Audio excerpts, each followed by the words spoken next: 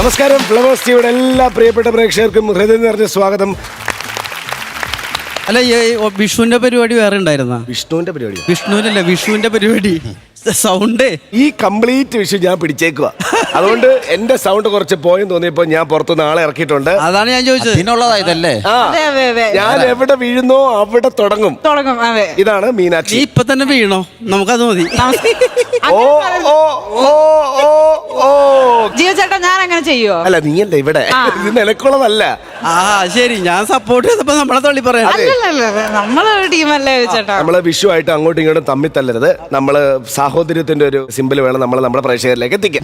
ഇന്നത്തെ പരിപാടി എന്താണ് ശരിക്കും പറഞ്ഞാല്? ഇന്നെന്ന് പറഞ്ഞു കഴിഞ്ഞാൽ ഐറ്റം വേറെ വിഷു ബമ്പർ ആണ് നടക്കാൻ പോകുന്നത്. ആണോ? നമ്മൾ ഇതുവരെ കണ്ടേക്കുന്നത് ഗോൾഡൻ മഞ്ചല്ലേ, കൂടിപ്പോയ എത്ര 1,30,000 രൂപ ഏറ്റവും കൂടുതൽ. അതാണ് ഏറ്റവും ടോപ്പ്. അതെ അതെ. പക്ഷേ ഇന്നത്തെ നമ്മുടെ കണ്ടസ്റ്റൻസ് മത്സരിക്കാൻ പോകുന്നത് ഡയമണ്ട് പഞ്ചിന് വേണ്ടിയിട്ടാണ്. അത് എത്ര രൂപയാണ്? ഡയമണ്ട് പഞ്ച് എന്ന് പറഞ്ഞാൽ 1 ലക്ഷമല്ല, 2 ലക്ഷമല്ല, 2.5 ലക്ഷമല്ല, മൊത്തം 3 ലക്ഷം. കണ്ടോ? 3 ലക്ഷം എന്ന് തന്നെ പറഞ്ഞപ്പോ തന്നെ.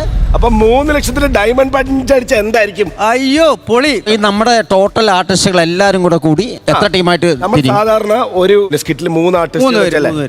ഇത് മാറിയിട്ട് നമ്മുടെ എല്ലാ കണ്ടസ്റ്റൻസോടെ ചേർന്നിട്ട് 4 ടീമായിട്ടുണ്ട്. അപ്പൊ ഈ 4 പേരിൽ ആര് കൊണ്ടുവന്നുള്ളതാണ് ചോദ്യം. ഈ 4 ടീമാണ് ഈ 3 ലക്ഷം രൂപയുടെ ഡയമണ്ട് പഞ്ചിന് വേണ്ടി മത്സരിക്കാൻ പോകുന്നത്. ആ ഒരു ടീമിൽ പല ആളുകളുണ്ടാവും, 3 പേരല്ല.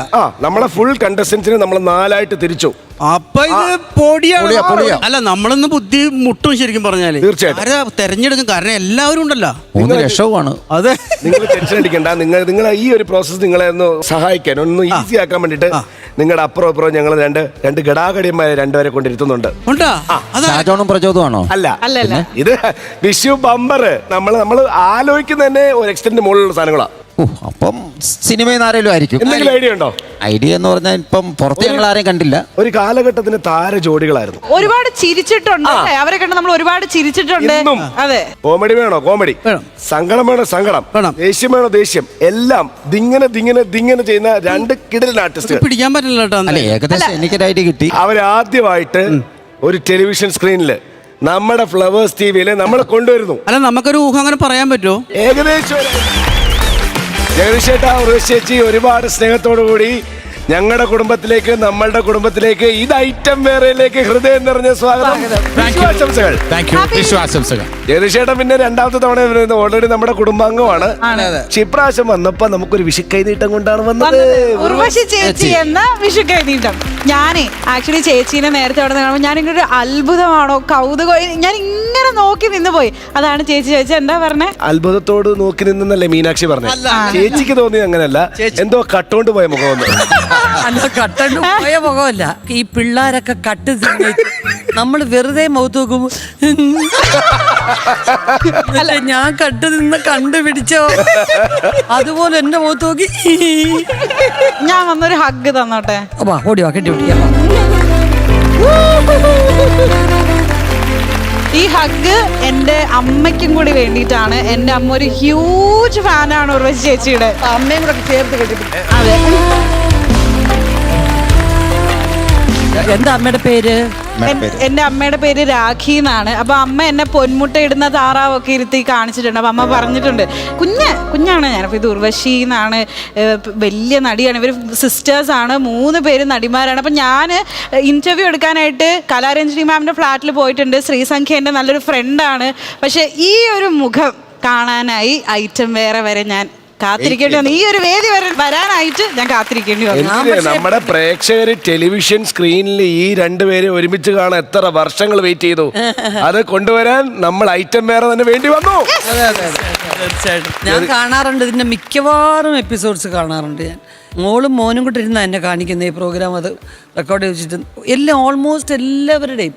കാരണം നസീറൊക്കെ എന്ന് വെച്ച് കഴിഞ്ഞാൽ ചെറിയ തമാശക്കൊന്നും അങ്ങനെ ഒരു പൊട്ടിച്ചിരിക്കുന്ന ആളല്ല നസീർ. കാരണം നല്ലൊരു കോൺട്രിബ്യൂട്ടറാണ്. പക്ഷെ ഞാൻ നോക്കുമ്പോൾ നസീറൊക്കെ തല തല്ലി കടന്നു.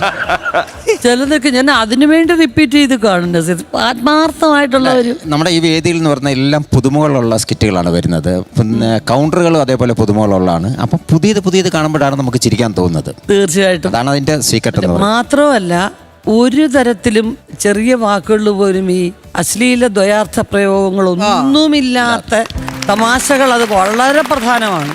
നമുക്ക് കുടുംബമായിട്ട് കാണുമ്പോൾ നമുക്ക് കുഞ്ഞുങ്ങൾ ചോദിക്കുമ്പോൾ നമുക്ക് സംശയം ഉടനെ പറഞ്ഞു കൊടുക്കാൻ പറ്റുന്ന അത്തരം തമാശകളെന്ന് പറയുന്ന പല വാക്കുകളും ഒരു പ്രശ്നമേ അല്ലാതായി ഇപ്പം.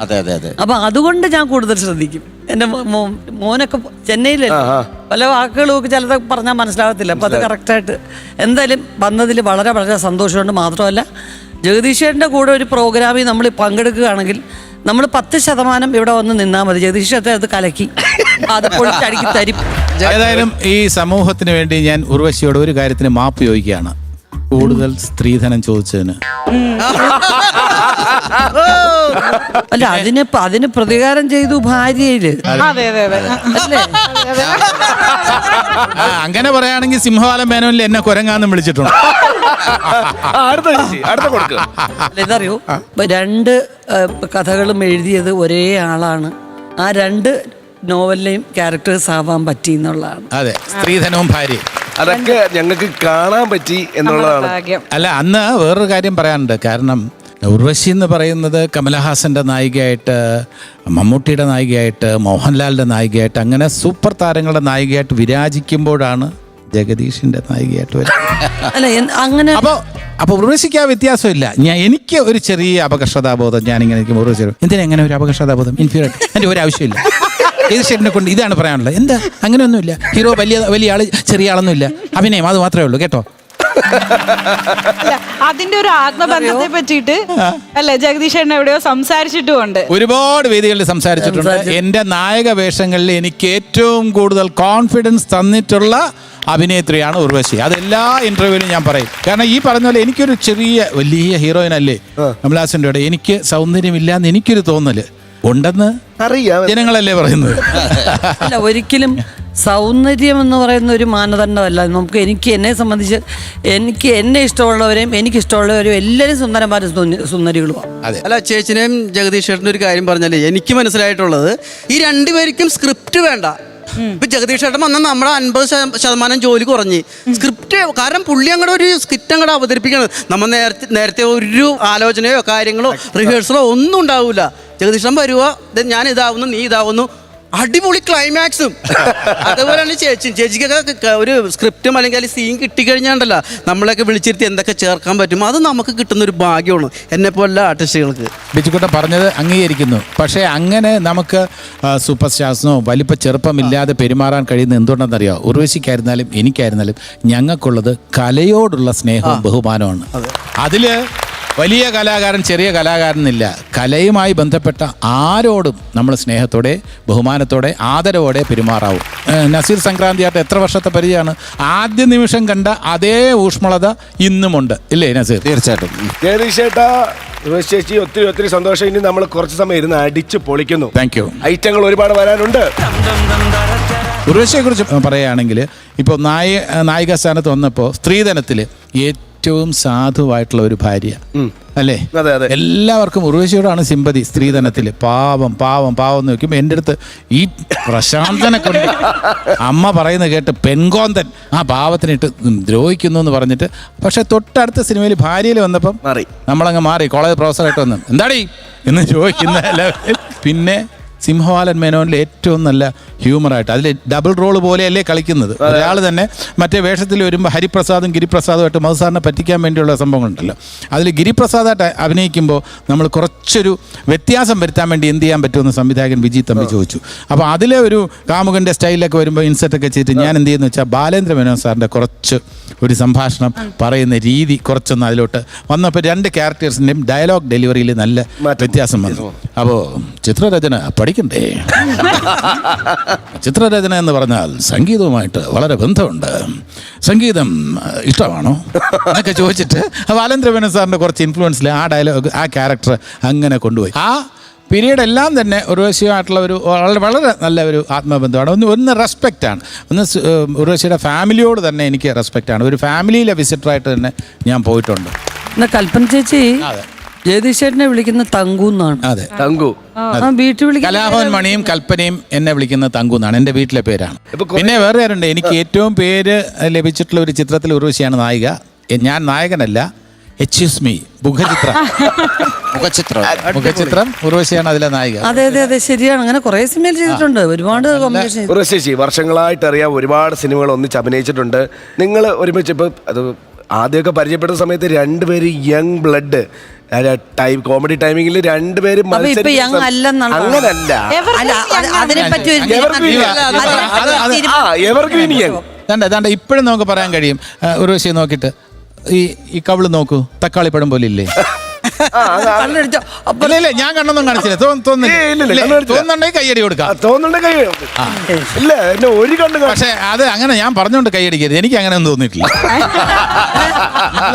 എനിക്ക് അങ്ങനെ ഒന്നും തോന്നിയില്ല. തക്കാളി പഴം പോലെ എന്തോ അതെന്തോ അത് കവികൾ പറയുന്നതാണ്. കവിൾ അല്ലെങ്കിൽ തക്കാളി പഴം പോലെയാണോ? ഇല്ല, പിന്നെ എന്താ അത് പറയുന്നത് ശരിയാണോ? തക്കാളി പഴം പോലെ ഗ്ലോയിങ് അങ്ങനെ പറയാം. അല്ല ഗ്ലോയിങ് ആണ്, ഗ്ലോയിങ് ആണ്. കണ്ണുകളിൽ ആ എനർജി ഇല്ലേ? ഓ തീർച്ചയായിട്ടും. കണ്ണുകളിൽ ആ തിളക്കം ഇല്ലേ? ഓ അപ്പൊ ആ പിന്നെ സംസാരത്തില് ആ എനർജി ഇല്ലേ? ഉണ്ട്. പിന്നെ എന്താ അതല്ല ജീവ എന്താണ് പ്രശ്നം? റൂൾസിക്ക് എന്തെങ്കിലും പ്രശ്നം ഉണ്ടെങ്കിൽ അത് സോൾവ് ചെയ്യാം. ജഗദീഷ് ചേട്ടനുമായിട്ടുള്ള ഇത്രയും വർഷം അത് തെറ്റാണോ? ഇത്രയും വർഷമായിട്ടുള്ള അത് എനർജി എല്ലാവർക്കും എന്റെ വിശ്വാസംസകൾ. പറയൂ, നമ്മൾ ഇത്രയും വർഷത്തെ പരിചയം വന്നത് തെറ്റാണോ? ഒരു പ്രശ്നമില്ല. ഉർവശി ഒരു സുന്ദരിയായി പോയത് തെറ്റാണോ? അല്ല അല്ല അല്ല, ഇതൊക്കെ ദൈവം കൊടുക്കുന്ന സൗന്ദര്യമാണ്. അല്ലേ ഉർവശി? നമ്മുടെ വിഷയം അതല്ല. മാറ്ററിലോട്ട് വരട്ടെ. നിങ്ങൾ ഇടയ്ക്ക് മാറ്ററിലോട്ട് വരട്ടെ. ഇപ്പൊ ഇത്രയും വർഷത്തെ പരിചയം ഉണ്ടല്ലോ. അപ്പൊ നിങ്ങൾ ഒരുമിച്ചുള്ളതിൽ ഏറ്റവും നല്ലൊരു ഓർമ്മ അങ്ങനെ പറയാൻ ഒക്കില്ല ജീവ. കാരണം ഞാൻ പറഞ്ഞില്ലേ, ഇപ്പം ചില കാര്യങ്ങൾ എൻ്റെ മോളെ കുഞ്ഞിലെ എപ്പോഴാണ് ഏറ്റവും കൂടുതൽ എൻ്റെ മോളുമായിട്ട് ഞാൻ സന്തോഷമായിട്ട് അല്ലെങ്കിൽ എൻ്റെ മോനുമായിട്ട് എന്നൊക്കെ ചോദിച്ചാൽ നമുക്ക് ചിലരുമായിട്ട് എന്താ അറിയാവോ, കുറേ പരിചയം അടുപ്പവും കഴിയുമ്പോൾ നമ്മൾ അതങ്ങ് മറന്നു പോകും. ഇപ്പം മുകേഷ് ചേട്ടനെ എനിക്ക് ചില കാര്യങ്ങൾ ഓർമ്മ വരും. കാരണം സ്ഥിരം എന്നെ പറ്റിക്കുന്നു. മുകേഷ് ചേട്ടൻ പാട്ടെഴുതി, നല്ലൊരു പാട്ടെഴുതി കേട്ടോ. ഇപ്പം എല്ലാവരും അവരെല്ലാം കൂടെ പ്ലാൻ ചെയ്തതെന്ന് എനിക്കറിയാൻ വയ്യ. ഞാൻ പാട്ടെഴുതിയിട്ട് എല്ലാവരും കൊള്ളത്തില്ലെന്ന് പറയുന്നു ഋഷി. പക്ഷെ എനിക്കത് ഭയങ്കര നാണക്കേട്. അപ്പം ഞാൻ ചേട്ടൻ വിഷമിക്കണ്ട ചേട്ടാ, സൂപ്പർ പാട്ട് പറഞ്ഞ് ട്യൂണിട്ടു ട്യൂണൊക്കെ ഇട്ട് ഋഷി ഇങ്ങനെ വന്നാൽ നന്നായിരിക്കും എന്നൊക്കെ പറഞ്ഞപ്പോൾ ചേട്ടാ ഇത് കൊള്ളാൻ ചേട്ടാ എന്ന്. പിറ്റേന്ന് ഞാൻ അന്നത്തെ ഫേമസ് ഒരു ഡ്രൈവർ കുട്ടപ്പനുണ്ട്. കുട്ടപ്പൻ്റെ വണ്ടി കയറി ഇങ്ങനെ പൊയ്ക്കൊണ്ടിരിക്കുന്നു. തിരുനെല്ലിക്കാട് പൂത്തൂത്ത്. ഞാൻ പറഞ്ഞു അയ്യോ അതിനിടയ്ക്ക് അത് സിനിമയിലും എടുത്തു ഈ പാട്ട്. അപ്പൊ ആ കുട്ടപ്പൻ ചോദിച്ചു എന്താ ചേച്ചി? ഞാൻ പറഞ്ഞു ഇന്നലെ മുകേഷ് ചേട്ടൻ എഴുതി എന്നെ. കാരണം ആ പാട്ട് അവിടുന്ന് അഭിനയിച്ചിട്ട് വന്നതാ കോഴിക്കോട്ടുനിന്ന്. എന്നിട്ട് അത് അങ്ങനെ ചില പക്ഷെ ജഗദീഷ് ചേട്ടൻ അങ്ങനെയൊന്നും പറ്റിക്കത്തില്ല. അല്ല എന്നല്ല, ആ പാവത്തിനകത്തൊരു ഭയങ്കരനാന്ന് അല്ല, അങ്ങനെയല്ല, സത്യസന്ധമായിട്ടുള്ള കാര്യങ്ങൾ പറയും. പിന്നെ ജയിക്കണം എന്ന് വിചാരിച്ച് ഒരു കാര്യത്തിന് വേണ്ടി ഇറങ്ങിക്കഴിഞ്ഞാൽ തർക്കിച്ച് ജയിക്കും. അതെനിക്ക് കുറച്ചു തർക്കിക്കാൻ പോലും അങ്ങനല്ല, ഒരു പരിധി വരെയും രണ്ടു പേര് തങ്ങളിൽ വഴക്കോ കാര്യങ്ങളോ ഉണ്ടായാൽ നീതിപൂർവം ഒരു മധ്യസ്ഥം പറയാൻ നമുക്ക് ജഗദീഷേട്ടനെ ഏൽപ്പിക്കാം. ഉർവശി കഥയൊക്കെ എഴുതിയിട്ടുണ്ടല്ലോ. ഉർവശിയുടെ ഭാവന പൊട്ടി വിരിയും. പെട്ടെന്നായിരിക്കും ഉർവശിയുടെ ഭാവന പൊട്ടി വിരിയുന്നത്. അപ്പോൾ അതേപോലെ ഉർവശി ഒരുപാട് തമിഴ് സിനിമകളിൽ അഭിനയിച്ചിട്ടുണ്ടല്ലോ.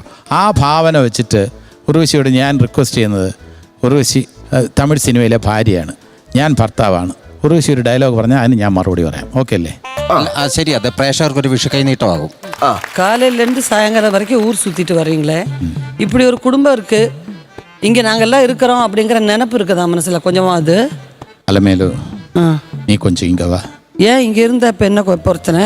இல்ல, ஒரு இம்பார்ட்டன்ட் மேட்டர் உங்ககிட்ட சொல்லணும். இம்பார்ட்டன்ட் மேட்டர் சொல்றதுக்கு லொகேஷன் பார்த்து வச்சிருக்கீங்க? இல்ல அப்படி இல்ல, இதுக்கெல்லாம் ஒரு மேட்டர் சொல்றதுக்கு ஒரு பிரைவசி கிடைக்கணும்.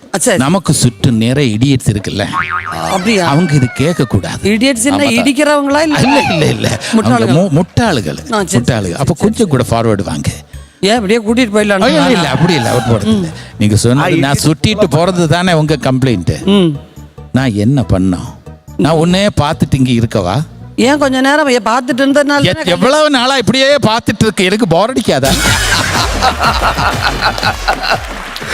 பாரு அலமேலு, எனக்கு ஒண்ணு மட்டும் உங்ககிட்ட நிறைய வாட்டி சொல்றேன்னு நினைச்சிட்டே இருந்தேன். இந்த மூஞ்சி நல்லா இல்ல மூஞ்சி பற்றி ஒன்றும் இல்ல, எனக்கு ஒரு பீஸ் ஆஃப் அட்வைஸ் உனக்கு கொடுக்கணும்.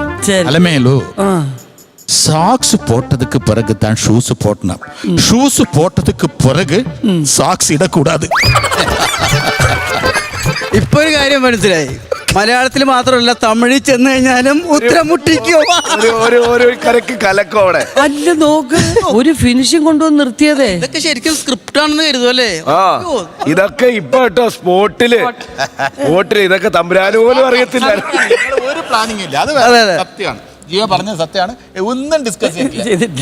അപ്പം ഈ ഒരു ശുഭവേളയിൽ നിങ്ങൾ രണ്ടുപേരും ചേർന്ന് അഭിനയിച്ച നിങ്ങളുടെ ഒരു ഫേവറേറ്റ് ഗാനം ഇവിടെ ജഗദീശേട്ടന് ഏറ്റവും ഇഷ്ടപ്പെട്ട ഒരു ഗാനം. അപ്പോൾ ഞാനും ഉർവശിയായിട്ട് ഒരുമിച്ച് അഭിനയിച്ച സിനിമയിൽ പെട്ടെന്ന് ഓർമ്മ വരുന്ന വേറൊരു ചിത്രമാണ് വിഷ്ണു ലോകം. ഓ സൂപ്പർ ഹിറ്റ്. ഏതാണ് പാട്ട്? കസ്തൂരി നോക്കാം. ഓക്കെ.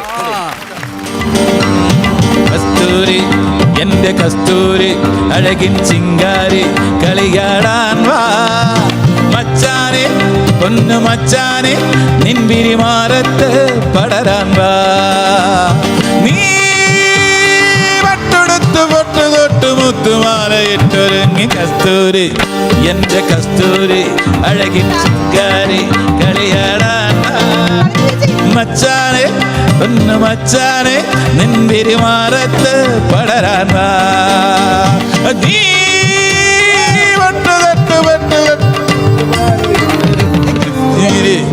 എന്റെ കസ്തൂരി അഴകിൻ ചിങ്കാരി കളിയാടാൻ വാ മച്ചാനെ പൊന്നു മച്ചാനെ നിൻവിരിമാറത്ത് പടരാൻ വാ നീ പൊട്ടു തൊട്ട് മുത്തുമാലയിട്ടൊരുങ്ങി പച്ചൂരി എന്റെ കസ്തൂരി അഴകിൻ ചിങ്കാരി കളിയാടാൻ വാ മച്ചാനെ പൊന്നു മച്ചാനെ നിൻവിരിമാറത്ത് പടരാൻ വാ